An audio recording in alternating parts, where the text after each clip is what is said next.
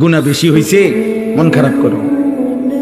গুনাহ অনেক বেশি বাবা, বান্দা মন খারাপ করো না। আমি আছি না, আমার কাছে আইসো, গুনাহ যেই পরিমাণ হোক আমার থেকে হতাশ হইও না, আমি সব মাফ করে দেব।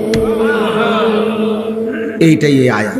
কুল, হে নবী আপনি বলেন, ইয়া ইবাদিয়াল্লাযীনা আসরাফু আলা আনফুসিহিম, হে আমার বান্দারা, তোমাদের যাদের জীবন গুনায় গুনায় পূর্ণ হয়ে গেছে, জীবনের উপরে জুলুম করে ফেলেছ, গুনার সীমা অতিক্রম করে ফেলেছ, সাগরের ঢেউর চাইতে গুনাহ বেশি, পাহাড়ের উচ্চতার চাইতে গুনাহ বেশি, আসমানের কাছে গুনাহ পৌঁছে গেছে।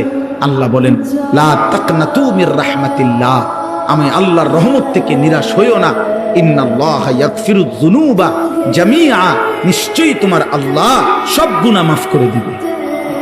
ইন্নাহু হুয়াল গফুরুর রহিম, নিশ্চয়ই আল্লাহ ক্ষমাশীল দয়াবান। তাহলে কে মাফ করবে? কি পরিমাণ মাফ করবে?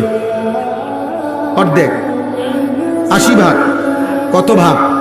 100 ভাগ, সব মাফ।